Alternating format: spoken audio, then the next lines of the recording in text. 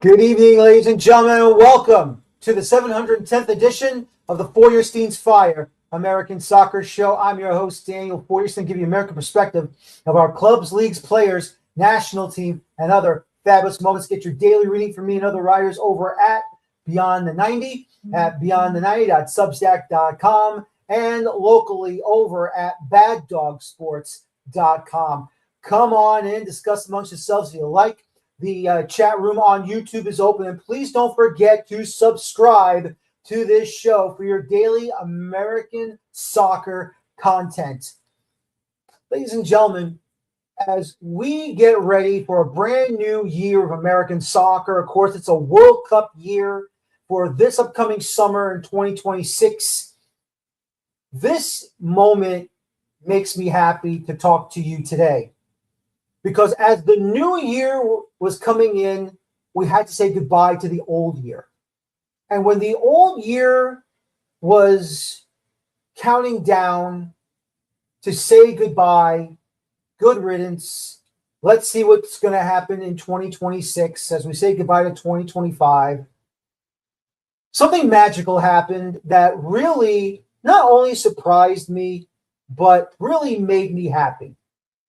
And what really made me happy was the great news that we all got, the New England Revolution. Now, let me just say this right off the bat. I have always been a proponent for this game that we all love and support. This game that we need to continue to grow, not just what's on the pitch, but off the pitch.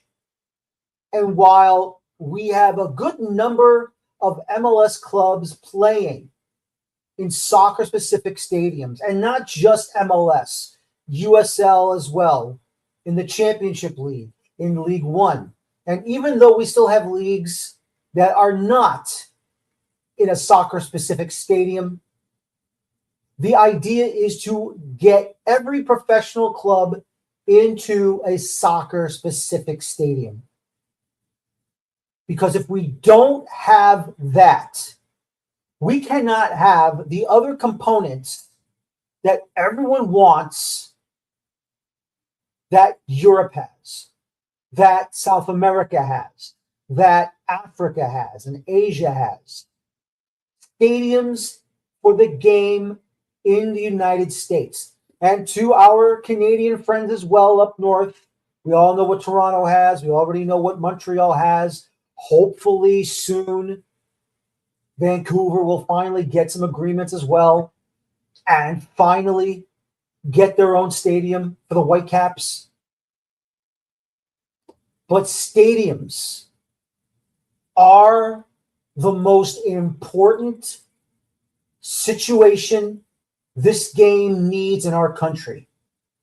Once every single club in every single league in the United States under the umbrella of the United States Soccer Federation finally gets their own stadium, then we can implement anything and everything we want. And when we get that stadium built for all clubs in MLS and all clubs in the professional levels, we are now on the advantage. We are set to move forward and finally get this thing done. Then everything else will come together. You cannot have disjointed soccer leagues and a disjointed soccer federation that continues to put ourselves in a disadvantage. The day that Columbus Crew Stadium was built, that set the trend. It did not matter if the seats were all bleachers. It did not matter if all the seats were regular chairs. As long as it was the official home of an MLS club or a professional American soccer club, football club, That's all that mattered. That's all we needed. And when that day, the final day of 2025, through our timelines on social media, not just for those in Boston, not just for those in Massachusetts, in Vermont, New Hampshire, Maine, Connecticut, the New England region. This is another win for American soccer as a whole. This is another victory for us who believe in this game.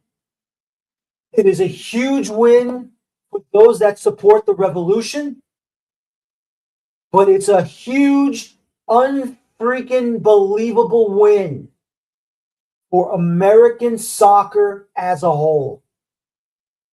To see our clubs playing in NFL-sized stadiums, college football stadiums, baseball stadiums for Major League Baseball, it cringes me whenever there's a game there. And look, for now it's a necessity for some of these clubs like San Diego FC.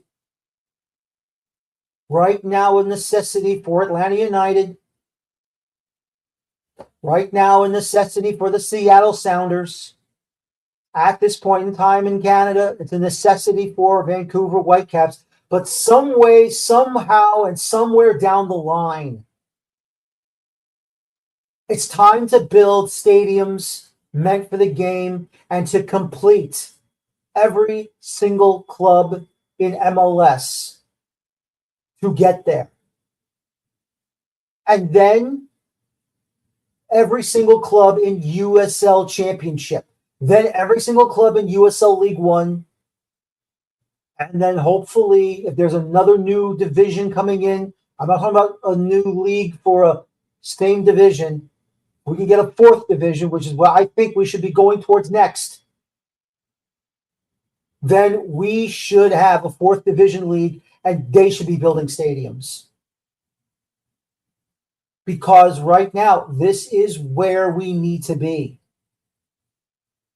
That is not just history for the club, but the brick and mortar history to finally have a true home and no longer worry about sharing a field with an NFL team or a Major League Baseball team or a college football team. No longer worrying about wiping off the NFL grid lines or sharing the field with the soccer lines being yellow while the NFL lines are still down in white. Those days will be numbered very, very soon. Very, very soon. And I'm excited.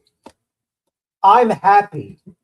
It makes me happy to see, while we can battle on the pitch, we can scream at each other in the stands, but when we all come together as one, and we all yell and scream for one another and say, congratulations to you, New England.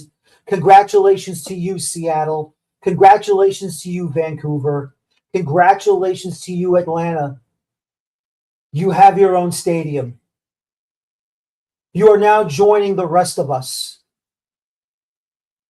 You are now joining all of us. Now in Toronto, in Washington, D.C., in Orlando, in Miami, in Frisco, that uses Dallas, Houston, Austin, Sandy, Utah, Los Angeles and Carson, Portland, Commerce City, Denver, Minneapolis, St. Paul. Very soon, once they break ground in Chicago for their new stadium, we will be complete.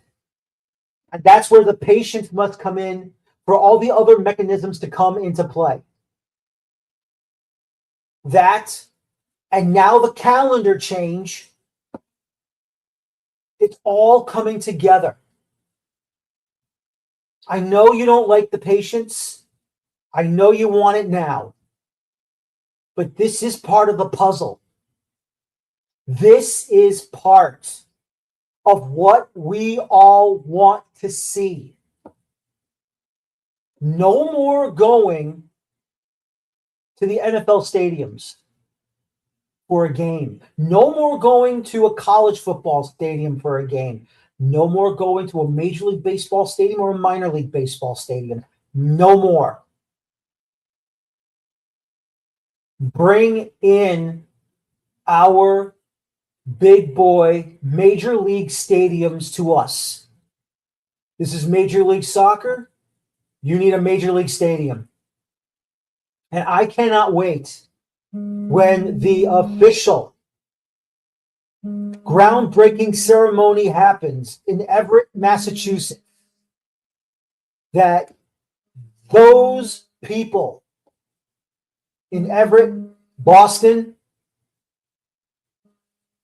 Massachusetts as a whole, New England as a whole, will have their own stadium to finally go into. Of course, there'll be a ton of cleanup. There will be a long wait before it finally gets finished and that lay of sod is rolled down. But I'm telling you this now, folks, when it does happen, when it comes to fruition, this is going to be the best thing ever for yourselves, for us, for everybody. And I cannot wait. I cannot wait till we finally get there. And I cannot wait until that becomes reality. The dream is already over. The agreement is there. We're just waiting for that groundbreaking ceremony to come. The demolition coming in to bust down the old guard and then start building the new one. This is going to be exciting. Let me tell you about this let me tell you about this segment's sponsor, Dino Luzzi Energy Drink. When I need that extra kick to power through match analysis and late night transfer rumors, there's only one drink that delivers authentic Italian energy, and that's Dino Luzzi. Crafted in Italy with the same passion I bring to this show, because real energy comes from real ingredients, just like real soccer talk comes from real insiders. Ladies and gentlemen, great show for you tonight. Joining me from the Blazing Musket, covering the New England Revolution and New England soccer as a whole. At this point in time, we have Jake Catanese joining me tonight. We are just waiting for Sam Lattof to join us to talk about this. But, Jake, first of all, before Sam joins us, congratulations, my friend. It's been a long time coming for every Revolution supporter, every New England soccer supporter, that this stadium agreement has now finally come to fruition. Yeah, and it's been a bumpy road. If you are new to the New England Soccer Specific Stadium search, Sam can probably give you a lot more details. This is a thing that's been going on for the better part of almost 2 decades now. Previous sites in the late 2010s, never really serious kind of sort of contenders. The big one was Bayside, which was about, I think, 11 years ago now at this point, which was a UMass Boston site. That was like the one where I was just like, this is going to happen.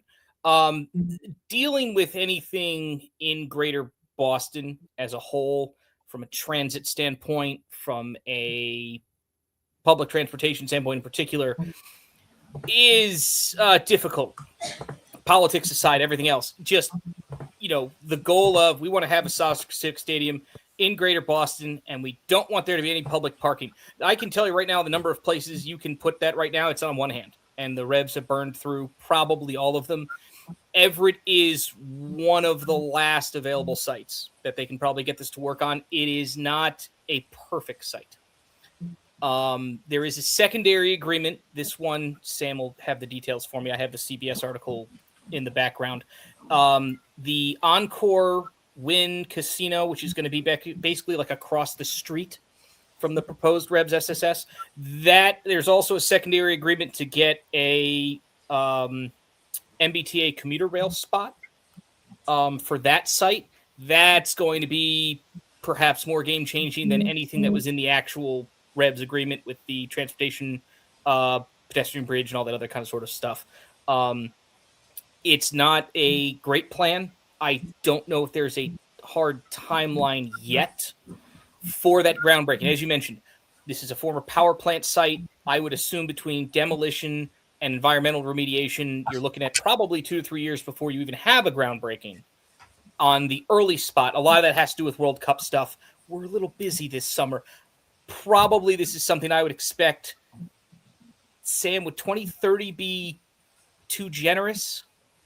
It seems like they're aiming for 2030. And first off, hello, Dan. My apologies. The Blazing Musket podcast needed a relief effort from these. So really do appreciate it for having me on.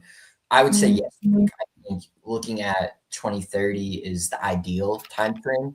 I think if we are to get maybe some delays or what have you, maybe go further into 2031s, 2032. But you talk about, that agreement that, outgoing Everett Mayor Carlo Di Maria was able to reach. It was essentially, the last days of his term. Basically, Wynn, kind of, the owners of the casino, they agreed to fund up to $25 million towards kind of studies and construction of the commuter rail stop. Again, with the lack of parking, commuter rail stop is going to be important. And it really seems like with kind of the hotels and kind of the retail infrastructure being built up there, it's kind of looking almost like a Patriots Place 2.0, where you're going to have shops, you're going to have restaurants, you're going to have all these things for fans who are looking to do something maybe after a game or beforehand and really drive kind of, dollars into the area. So I'm personally really excited. I'm excited to not have to drive out to Foxborough and, maybe be 30 minutes away from a stadium would be lovely. So when I heard this news of this deal, I was really excited. Obviously, there's just drawbacks, but I think the Revs finally having their own stadium, it kind of overshadows all of those. It really does. And I'm telling you, I remember the days when the Red Bulls were going to Giant Stadium, and I remember the final game at Giant Stadium for soccer. I was just, reminiscing about, what's going to be like when I finally drive to Harrison instead of heading all the way to the Meadowlands Sports Complex. And it was, I wouldn't say it was bittersweet. I would be like, good riddance. But no, absolutely. Look, as great as Foxborough is, obviously, and yes, look, at least you're grateful that the Crafts do own both teams, the Patriots and the Revolution. You didn't have to worry about paying rent or anything like that. Everything just came to Robert Kraft and his family. But to finally, even he knew this had to happen. Can't keep playing games in Foxborough where it's cavernous and you're not filling up the lower bowl all consistently every season. And this will help bring a lot of fans that will use now mass transportation, public transportation, whether it be, I believe it's the Orange Line, which won't be too far away. Also, as you said, maybe the commuter railroad will have a stop there by Wynn Casino, which that would be fantastic as well. Local bus lines that will go into the Everett area when you cross over the Mystic River. This is a win-win for everybody, guys. An absolute win-win, Jake. I'm sorry, I'm being distracted by my roommate. Can I help you? That's Are okay. you busy? Are you get over here? Your roommate can take the camera time. It's okay. I'm sure he will. He's going to be back here in like 10 seconds. My cat Milo. Hi, thank you. Yeah, listen. I think the idea, and I've seen, again, being in effectively Fairfield County, Connecticut, I have done the trip from effectively Fairfield to Harrison. Now it involves a little bit of walking from Grand Central to the Path, and then the transfer over there, Gerald Square. But it's a reasonable trip. It's not the end of the world. Is it annoying? Yes. Does it take me like 3.5 hours, depending on Grand Central transfer times? Yes. Am I going to have a similar problem now getting on a train to Boston? Kind of. It's a different problem because right now the amount of walking is probably at least a mile. maybe 2, depending if I'm walking straight to the Orange Line. There's a little, it's like a downtown square something red line transfer. I don't know. I have never used the T. I've heard stories about it. Most of them are bad. There's a lot that is overcome with the Revs getting this agreement done, because now you're hoping at the very least some of those transportation issues will be at the very least availed to some degree. The Red Bulls and Harrison, eventually they just upgraded that train station a couple of years ago. I think I've only seen it once. I was seeing it when it was under construction, but I was like, hey, we need to make this thing bigger because it's really hard to get, 20,000 people on and off this train every game. Let's try and do something similar. If you just shove everyone onto the Orange Line, that's not going to work. You don't have enough trains going, I'm assuming. So the idea of the commuter rail taking some of the pressure off of that, I think, is great. Among the other upgrades that are going to happen over the next few years, again, that little pedestrian bridge from Sullivan Square and the Orange Line and things like that. The number of ways you can get to the stadium, I'm sure, is not going to be the issue. It's still a problem. It's, again, like, it's not the best situation. It's not like you're getting off right in front of the stadium. There's going to be a little bit of walking. Yankee Stadium, same thing for NYCFC. You get off in a park, you walk quarter mile through, baseball field, and you're there at Yankee Stadium. Is it the best scenario? No, but for mass transit, it's pretty darn good. So that's, I think, to me, was the big hang up on this site was, and really what Boston's objections to it were, besides we're not getting any money because we rejected the other 4 sites that were inside of Boston. Now that all that has been alleviated, now you can really start focusing on, okay, here were the 2 big problems that were solved between the Boston side and the Wynn Casino side with commuter rail. That combination now, I think, my biggest hang-up was, how the heck am I going to get there? It's going to be a nightmare for me if I were to take a train from Connecticut. Now there's multiple options of things that I might be able to do based on commuter line and other things. I don't necessarily have to go into South Boston to the Amtrak station. I might be able to get off somewhere else, take the commuter line in. There's a lot of other little things now that have been connected that I was very much against this site probably 6 months ago. And for a variety of reasons why I was not a fan of it, the transportation issue was the biggest one. Now that that's been alleviated, all the things, Daniel, that you've been saying about what American soccer needs, your own pitches, heated pitches, grass pitches, for the love of God, we need to stop playing on turf. All of those things are correct. And something you didn't say it directly, but I will. We are not England. Guys, we've only been doing this for 30 or 40 years. We're a century behind how all this stuff works. Little Macclesfield Town, my beloved Silkmen, just broke a record from 1909 for crying out loud. Okay, we don't have that kind of history here. We are playing catch up, and you're right, it's going to take time. This is a stadium process that's been going on for decades. It's going to take another 5 years at the earliest to latest, depending on your point of view. It is eventually going to be great for the game, but yes, it is an agonizingly long process. Yeah, it really is. I was just going to add too as well. It's interesting because now there's kind of 2 divergent fan bases, if you will. The Revs have really been able to kind of create a fan base of season ticket holders and just fans in general, kind of more located towards kind of that southern central kind of Massachusetts, if you will. Mm-hmm. For a lot of the people who have historically, been season ticket holders, maybe have gone to games, the fact that they're moving to Everett and Boston, they're not necessarily the biggest fans of. It seems like the club is really buying in on getting kind of more of a younger crowd, obviously a more urban crowd being closer to a major city.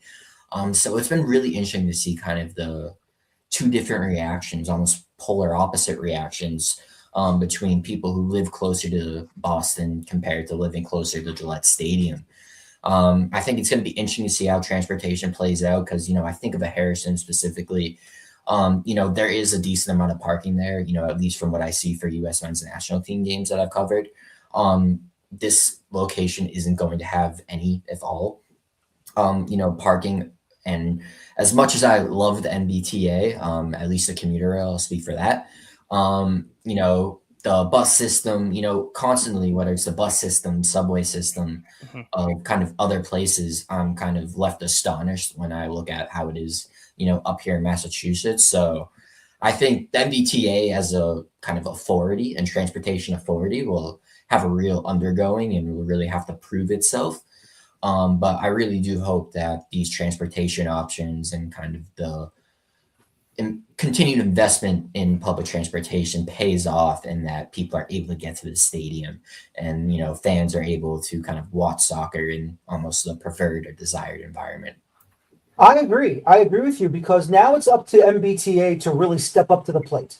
I mean, look, we all know the lines that gets to the TD Gardens for the Bruins, for the Celtics. Obviously, whatever lines get to Fenway Park, the commuter rail that does go to Foxborough for the Patriot games, and when the Revolution does play there as well, and any other events. But still, though, now they got to really step up. Now they got to really come in and say, look, now we know that we have something that we need to really pay more attention to, because, it's not just that particular line that will go to Sullivan Square to get to the new stadium. You got to really come together with all your lines so that you can get those multiple transfers going underneath, and so you can get to these games. Because now they got to understand, it's not just what goes on every winter at the arena, which will now be not just the arena now it will be in Everett when we switch the calendar.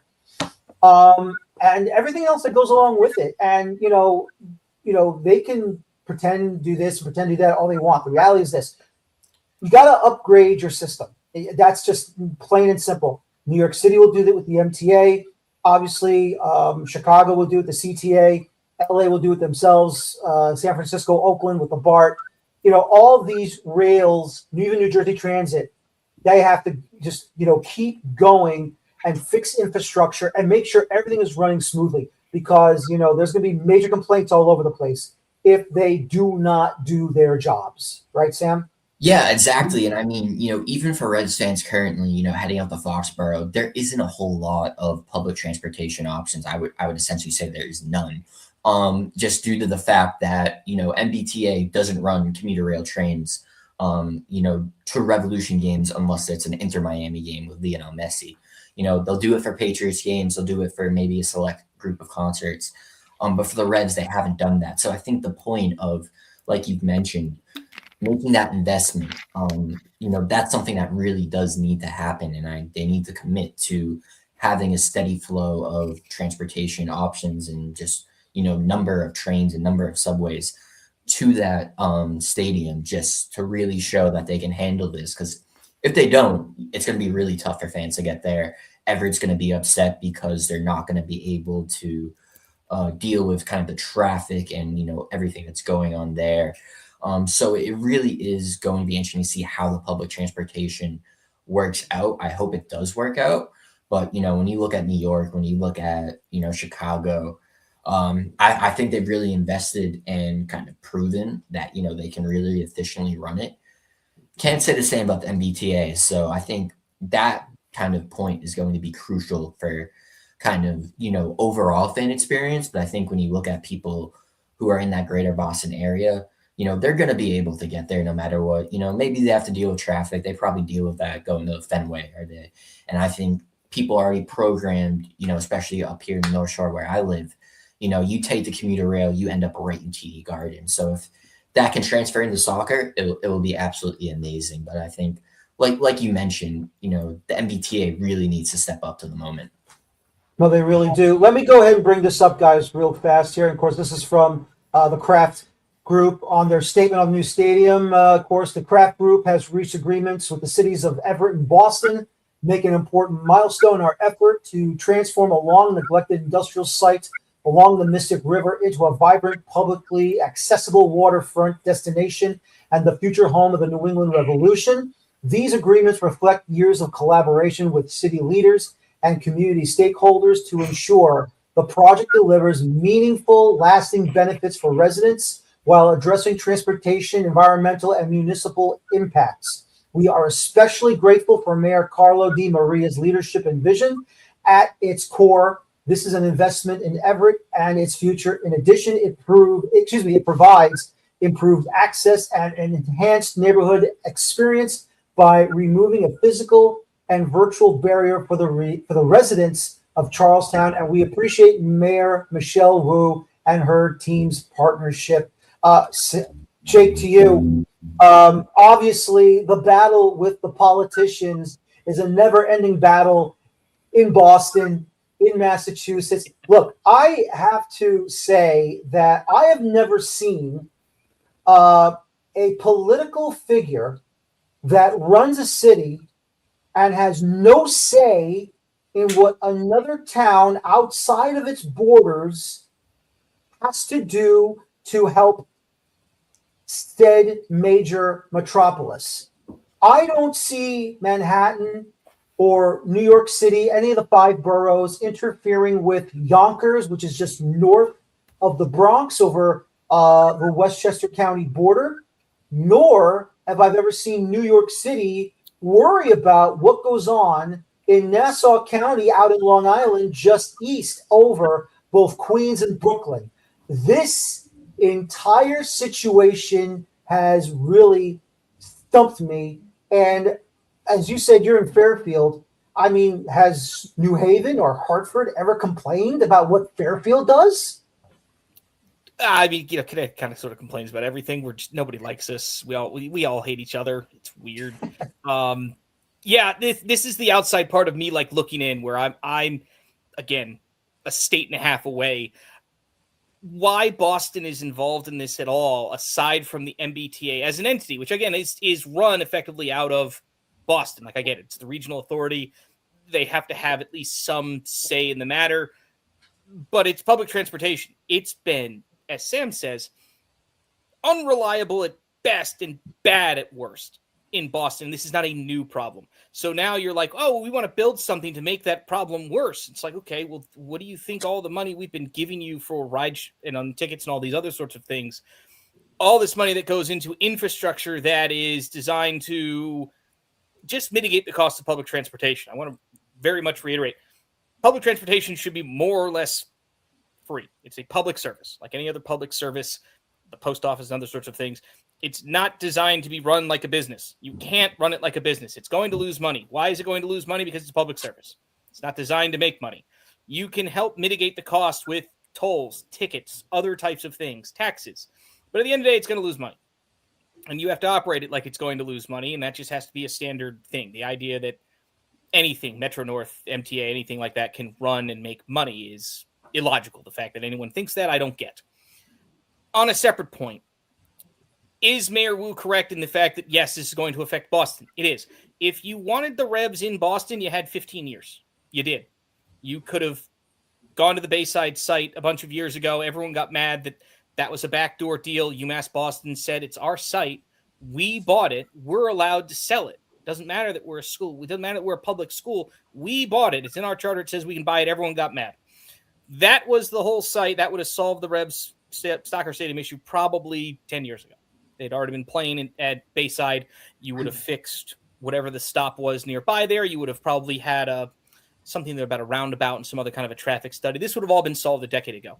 So now you have 10 years later, because everyone griped and moaned about the previous site, you have a worse site with harder transportation access that's not there. The commuter line is there. It's next. You have to build the site. You have to build the commuter rail stop next to the casino or the hotel, whatever the Encore Win, whatever it's called. You're not going to be able to get a T-stop anywhere near that place. It's not happening. You have the commuter line. That's the best thing you're going to get. And then the Sullivan Square Assembly, whatever it is, the Orange Line stop with the pedestrian bridge. Those were the two best options. And the only two options. I want to be very clear. That makes this site even remotely viable. Otherwise, it's not viable at all without parking.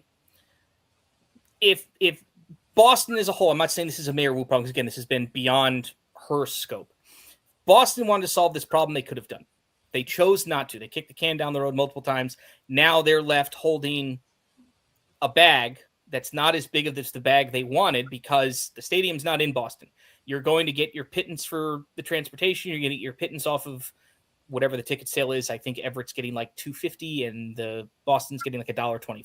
That's fine. I have no problem with that. Again, just for transportation or whatever kind of sort of costs, public, I hate to say this, the other thing, public money going towards stadiums is also bad. The fact that the Revs are footing the bill for the environmental part of this right now, which I would never have touched in a million years. You have a bad site that's been sitting either an estate property or utility or something like that, is no, I'll buy it from you when it's ready to be sold. You deal with it, then I'll buy it from you. If you want to help me cover the cost at the end, that's fine. We can maybe talk about that. But if I have to fit the bill for it, I'm not handing anyone a dime. I would. That's just how I would be. So from a political standpoint, this is a situation that is largely of Boston's doing.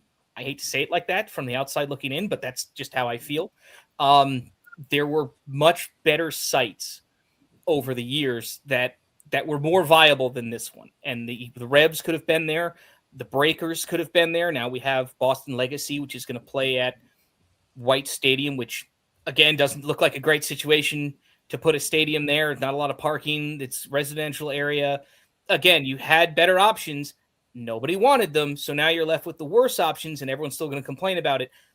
There were better options on the table, and Boston, not so much complaining, but making sure that they get their cut, as meager as it is now. Yeah, you're right. It's weird. It doesn't make any sense to me. But again, I don't live in Boston. I know it's complicated. I know it. New York City, I think, as you've said, has a different amount of respect. The 5 boroughs kind of operate as a unit, but they can do things separately. Boston sort of doesn't do it like that. It's kind of sort of not the same, and I get it. Everyone sort of grows up and everyone has different relationships with their neighbors and things like that, and towns and municipalities. But yeah, this was one that dragged on a lot longer than it should have over an issue that, Sam will have more details, but Boston being involved in this in any capacity other than MBTA just doesn't seem normal. But again, this is sort of now the cost of doing business with a lot of these stadiums and sites. It's not just the town you're talking to. You're talking to the state. You're talking to a county. You're talking to neighboring towns and everything else. Just look at what Kansas City had to do now with the Kansas and Missouri side to get the Chiefs and the Royal stadiums going. And that gigantic cluster, whatever is going to be over there. It's so complicated to get these deals done now that I'm not surprised, but it is still every step of the way disappointing, because I want to reiterate, this is a piece of land that has not been in use for a very long time and no one else wants it. I would be begging someone to do anything with it, and yet we have to drag our feet because government. God, I hate the public sector, and I work for it. Dude, I mean, it's crazy, Jake. And like Jake mentioned, the argument from Boston is that we would be affected by this, so we deserve a piece of the pie. I mean, I personally don't know how common that is in stadium negotiations. I personally have never, really heard of it. I think, it is a good point that Jake mentions, maybe compared to the 5 boroughs up in New York, like with how Boston kind of annexed, some parts, that were close to it. They still seem to be really unique to themselves compared to kind of operating as a unit, I would say. But really, in general, I think it's great that Robert Kraft and the Kraft family is footing the bill. I think, like Jake mentioned, glad that public money isn't being put into, this stadium. I think it kind of goes above and beyond that. They're kind of footing some of the remediation costs. But I think, again, that's great that the Crafts are able to do that.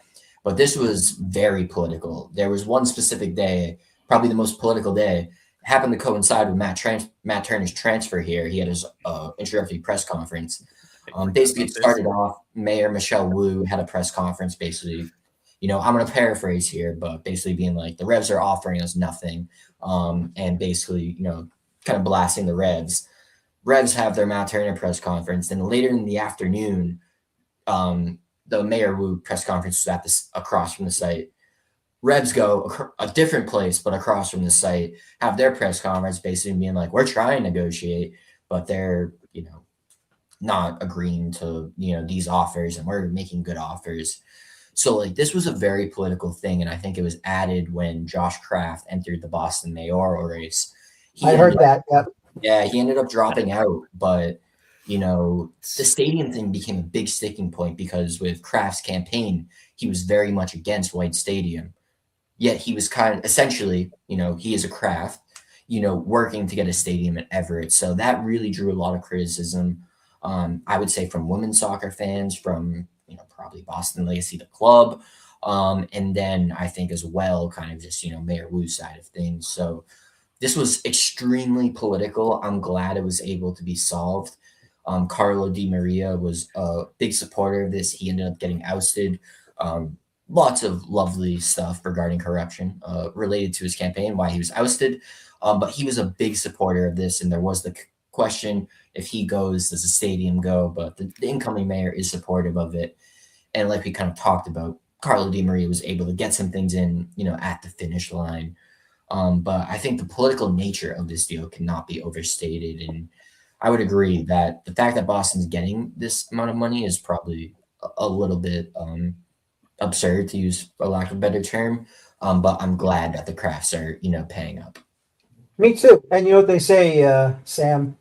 You got to take some of the bad to go along with some of the good. Mm-hmm. And look, Di Maria he did a great job there. He just did a wonderful job to finally get this thing. And you know what? I mean, when they finally build it and you have your first home match at the new stadium, hopefully you get season tickets for life, because if it's not by him, hopefully the new mayor that did come in, probably, like you said, the new mayor wanted this. And if he would have picked it up from there, I mean, that would have been fine too.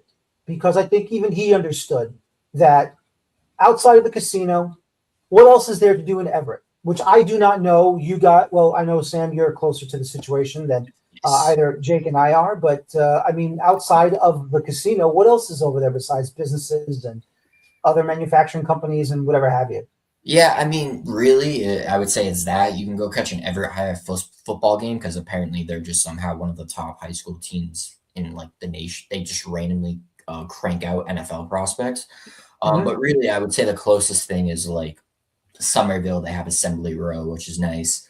Until the casino.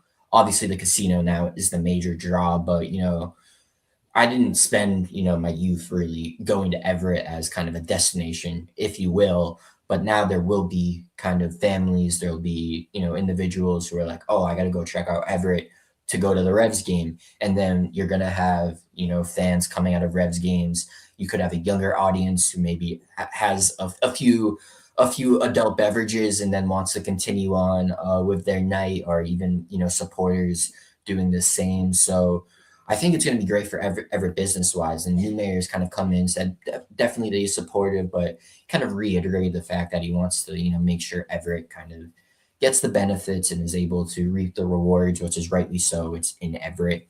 But I, really confident that things will get seen out. And I mean, again, when it comes to Revolution Stadium, it's always, wait till shovels in the ground, wait till the first game's played, wait till hopefully that grass is laid. But it's really seeming like, everything is going to come fruition, and we're going to be able to watch the Revs play in a stadium of their own one day. Players need to walk out onto the field. The referee needs to signal ready to play. The ball needs to be kicked. Then and only then will I accept this has occurred. Not even after you build it, not even when you're done building it. The ball needs to be kicked. That's how long and how unsavory this process has been, and how skeptic I am of the process. I need to make sure you're there then, pal. Yes, we'll deal with that. Listen, I don't even want to Google Encore prices, Wynn hotel prices. I'm going to miss my little Red Roof Inn up the road. Actually, that road that will go towards the stadium on the Boston side, on the Sullivan Square area, there is a Holiday Inn.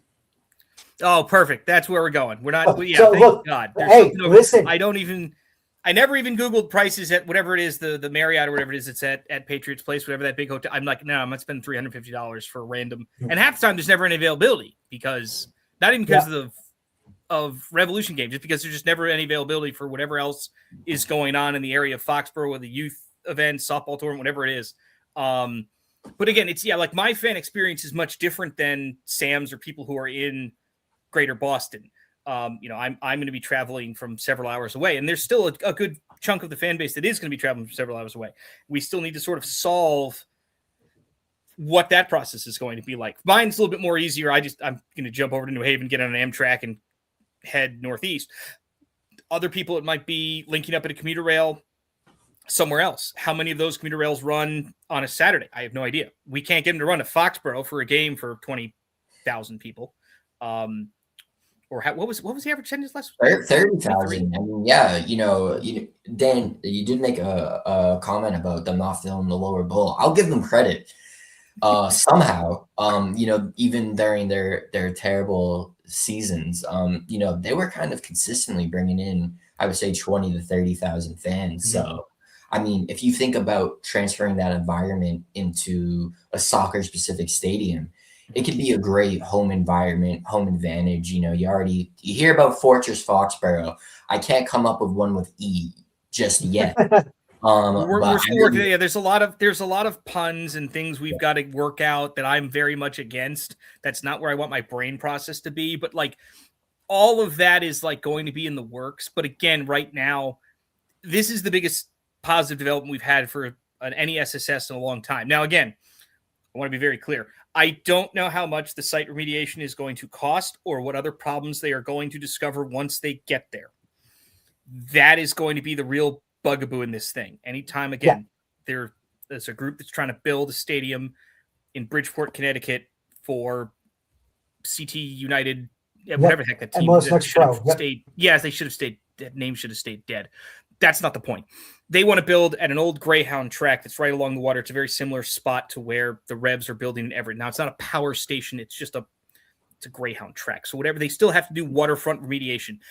On a scope, it's not nearly as big of a stadium. It's not nearly as big of a project, but there's still a bunch of EPA stuff that has to be done that costs probably just as much as some of the actual building of the stadium. Now, this is going to be different because of the scope for what the MLS site is going to be versus what would be like a 10,000 seat overglorified kind of high school stadium might be.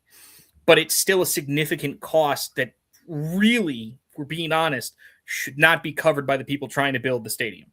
So the fact that, again, the Crafts are willing to not only build the stadium for $250 million, but throw anywhere from 50 to 100 million on the low to high end of site remediation and demolition, it's a big deal. And that's before we get to any problems.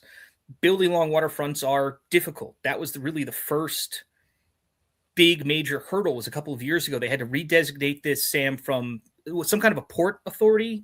Yeah, it was like a port authority kind of designation. That was a big sticking point. They were able to remove that. I think it was via voting, and then we now kind of arrived at kind of this deal making part of it. And obviously, right before the end of the year, we got the news that a deal had been reached. Yeah, so there's so many been moving parts to all of this, even leading up to the agreement that got made at the 11th hour of Di Maria leaving the mayorship of Everett. But this has been a multi-year process just to get to this point for this site. And we still haven't even, this is just the agreement that we're going to do it. We haven't even put any money into the project. We haven't even taken anything down. We haven't blown up anything yet. I'm assuming we're going to have to do a little bit of that. When you do that, Everett, make sure you tell everyone when you're going to blow stuff up. Otherwise, you're going to get a lot of phone calls at the work number. Hey, something just exploded. We know. That was us. We're sorry. We didn't do a very good job of that. We blew up part of our power plant. We're really sorry, guys. We'll warn you next time, Bridgeport. But yeah, there's a lot of things still to be done. And like you said, it is a great step. I'm still skeptical.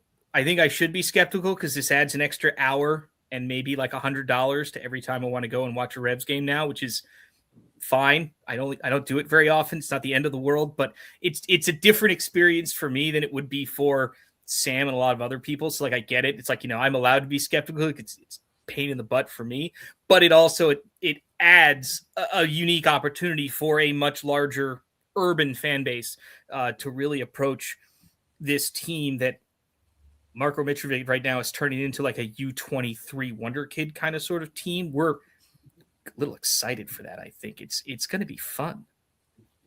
We'll see what happens there. Just don't be like Indy 11. I don't know if you heard what happened to them. They wanted to build their new Stadium 11 Park just out across the street from where the Colts play. And when they started digging up the ground, they found some dead bodies. Bones. I mean, that would be very Bostonian. So yeah, that's. They find him in the Charles, so maybe they'll find him there. Yeah, that's the media number call. That's not good. Yeah, that's not good at all. That's not good at well, all. sorry, yeah, that's all right. And hopefully that won't be the case in this one. That's for sure. But other than that, guys, look, it's just been a long time coming. Silly politics involving themselves, trying to, I don't know, what were they trying to do? Just, we don't care about the sport, or we only care for the kids, just not the professionals. I mean, just to whine and cry and complain about why this is not good for Boston, when now, I mean, look, this is their own fault.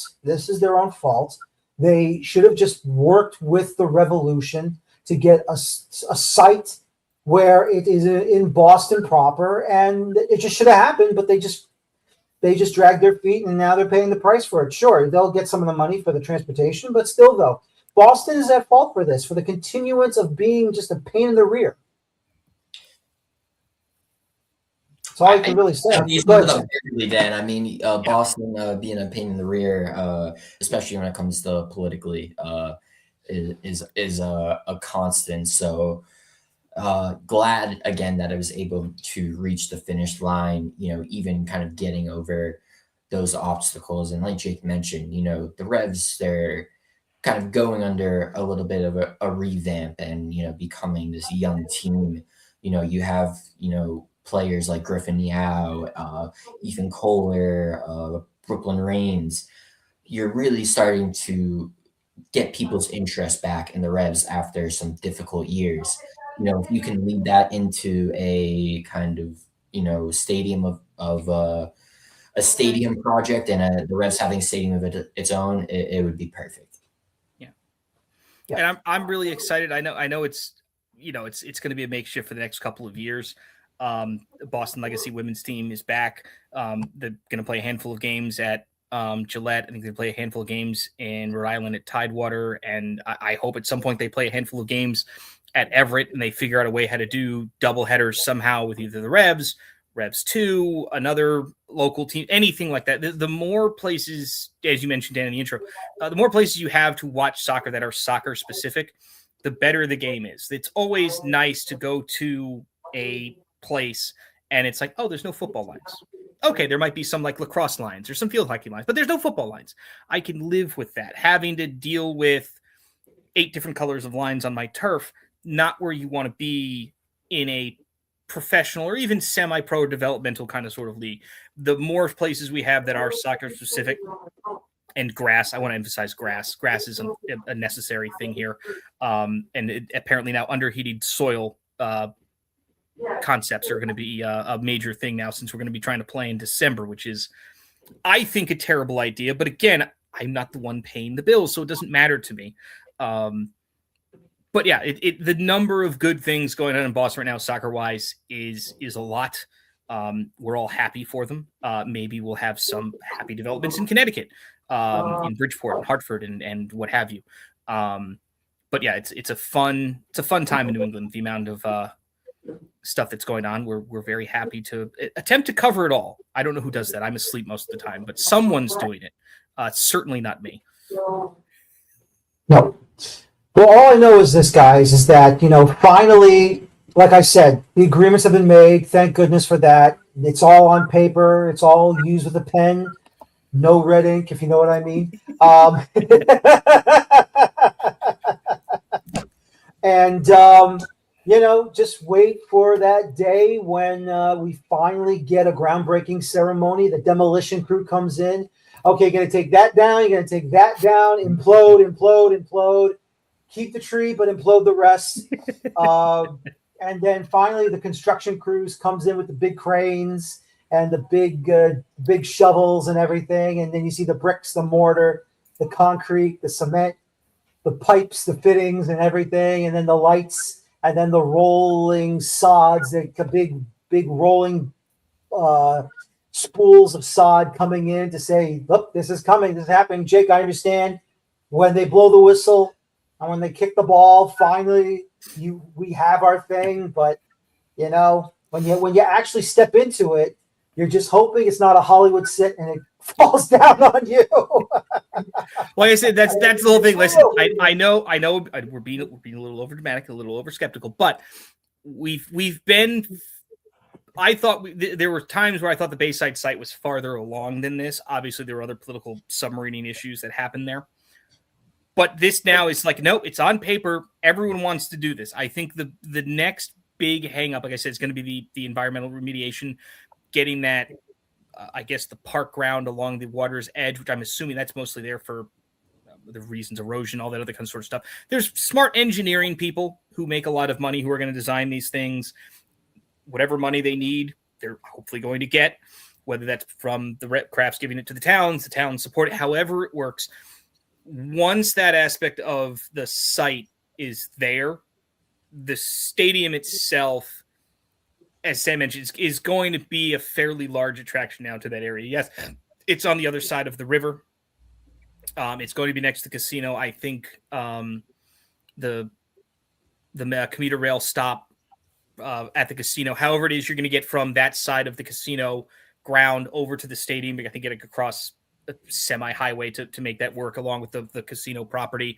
There's a couple of other parks along over there, that trails and things like that. Whatever everyone decides in the next 4 or 5 years of how that process will work, those were the major hangups for the actual, like, just the making this even viable. Now everything is in place, as you said. We can breathe a little bit easier. Probably not going to start anything until after the World Cup, would be my guess, if at all. But now you can actually start, at least get people on site and start ballparking. Okay, how much is this going to cost? Because this might suck. Because, getting rid of old power plants, everything like that, it's not an easy experience.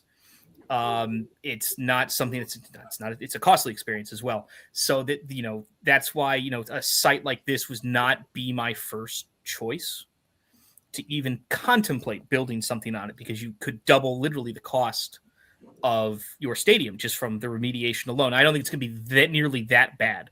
But it's adding a significant amount of cost that if you were at Bayside, you wouldn't have had. You would have had to demo a couple of buildings, but it wouldn't have been nearly, you're renovating a parking lot.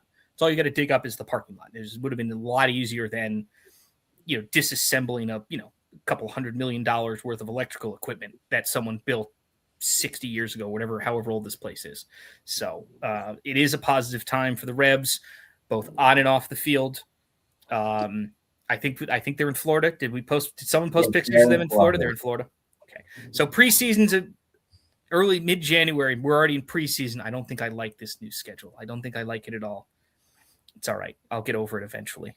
Maybe. Listen, look, after 2006 is over and done with, and we go to 2027, we'll have that little sprint tournament, and then we'll go ready for the brand new everything and anything that everyone else does tournament. The sprint tournament, I'm actually like, that might be the only good part of this plan. Like, all right, well, at least we'll have a mini.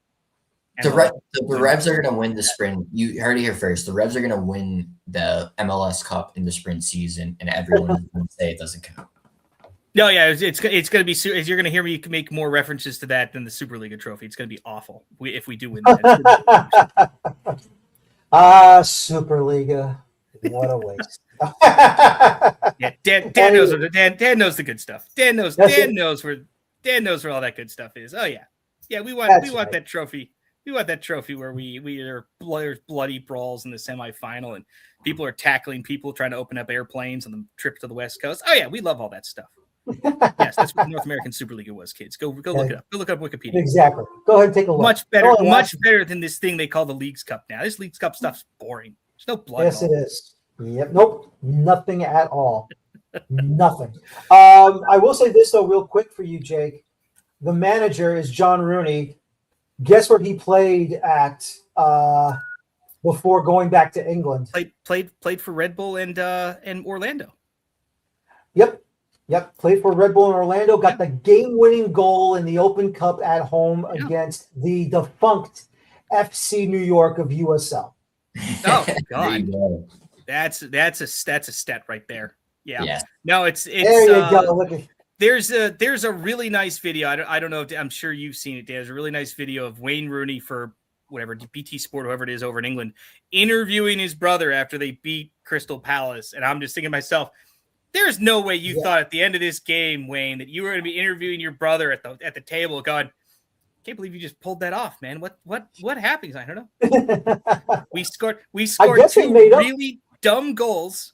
The second one is the most non-league goal you've ever seen. I know. That's the worst ever goal you ever see. What is the keeper doing there? What is he doing? Not only has he come off his line for reasons I don't know, he's been wrong-footed twice in the same bounce of the ball. It's the most ridiculous game winner because obviously Crystal Palace had to put in a banger in the 90th minute. Thanks for ruining the shutout, guys. But yeah, it's a wonderful story for those real quick who don't know. Macclesfield Town was liquidated during COVID. They got relegated effectively out of the Football League. Not only they relegated out of the Football League, they got relegated of everything. They had to reform as Macclesfield FC in the 9th division. I think it was in the 2022 season. They've gotten 3 promotions in 4 years. They're now in the 6th-tier Conference North. And they have just beaten Crystal Palace, who's 117 places above them in the English pyramid. Now, I haven't done the conversion into US, but basically this is the Bridgeport Bluefish beating the Revolution at soccer is what I've basically figured out. It should not have happened, considering the Bridgeport Bluefish are a baseball team that haven't played baseball in 8 years. It's absurd, and this is why we love this sport and why we want to have this sport in as many places as possible. So this absurdity can happen as far from Burlington to Bridgeport to Foxborough. We want it everywhere. Yeah, exactly. That's why the sport is so great. That's why that's the problem that people don't understand. This is where you give these opportunities to these teams who have to, first of all, Macclesfield has to qualify for their position. And when they do qualify, there's like Cup, 3 qualifying rounds. It's worse than the U.S. Open Cup somehow. It is. It's 10 times worse. And that's the thing that no one wants to understand. And, look, I understand, okay, there's no romance in the Open Cup like there's in the FA Cup because you get a plumber and a teacher and a bartender that's get an opportunity to play against the big boys. Well, no, you get that same thing here. Like we said, it's not like the level it is in England like it is here. Fine, I understand that. But the point is, these teams still get this opportunity. Do you know how many teams, like even when I watch the qualifying rounds for the Open Cup, you got these clubs, whether, Brockton United FC, Christos FC. Christos FC. Brockton is the top club in amateur soccer in Massachusetts, and they lost to Club Deportivo Fialenza, who qualified for their second Open Cup appearance this year. I had their head coach on. I said to him, Brockton's a damn good club in the amateur levels. He goes, "Oh, trust me, I know how tough they are." And it was amazing just to have the conversation with them. They know. I mean, if you look, you go to Milwaukee Bavarians, you go to Verein. I always screw up the name because it's a German name, but it's in eastern Pennsylvania, just outside of Philadelphia. Veregung Erzgebirge or VE Club. I know the one you're talking about. They got eliminated by Oakland United out of South Jersey in Oakland, New Jersey. They got outed. They got ousted by them. They were in like the USASA like Region 1 final a couple of years ago, I think. Yeah. That Pennsylvania team. Then you've got El Farolito, the Burrito Supreme guys out of California. Mm-hmm. They've got I'm gonna blank on the name now because it's gonna kill me. Former Rev striker, it's his little brother. He's on that team. Jerry's little brother's on that team. Bankston? Yes, Jerry Bankston. Jerry Bankston's little brother's on the team. He doesn't use the name Bankston. He uses something else, but it's his little brother. And I'm just like, hold on, wait a minute. You're telling me that a former Revs DP's younger brother who's never played above any level of like second division anywhere just showed up in the 4th division semi-pro and is scoring bangers in Open Cup qualifying in the USASA tournament. Like, yeah, that makes complete sense to literally no one. That's how awesome this sport can be in the U.S. Of course, it's not the same level as the FA Cup. It doesn't have the same prestige. Well, no, of course not, because the levels this is happening at is effectively overglorified amateur. But it's still a lot of these guys have pro-level experience. Look at the Des Moines Menace. Hell, how many get all of Sasha Kleshton's buddies, make a semi-pro team, and go on an Open Cup run. You can probably pull it off against a bunch of 18-year-olds. If you can still run with them, which is, I think Sasha learned he might not be able to. Sorry, Sasha, we love you. But, man, Father Time's undefeated for a reason, bud. But it's like that's the fun part when you start like going through these box scores. You're like, I know some of these guys. Where have I seen these guys before? And you find out they're like retired pros from 10 years ago. You're like, oh, that's why that name sounds familiar. I've watched these guys. I've written box scores with them and all these other things. And when you get a game like Macclesfield or Grimsby Town over Man United, which I love that one too. That was great. That's where you're just like, yeah, this sport's dumb. I love this. I'm glad we watched this sport because it makes no sense. And that's the entire point of why we watch sports. It's not just the entertainment, it's the stories. And usually it's both. Yeah, exactly. I mean, just to tell you this real quick, down in South Florida, Miami United is one of the tougher teams in South Florida for amateur qualifying for the Open Cup. Final round match went to extra time, 3-3. They lose 5-3 in extra time to the Florida Badgers out of Boynton Beach. Ooh.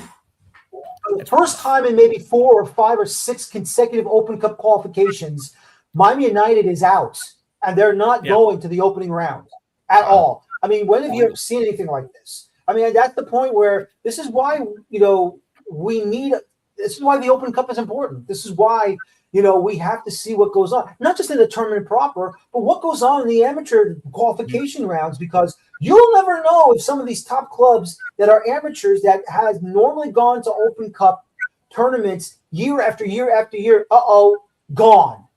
Second round, gone. Third round, gone. They're qualified. Nope.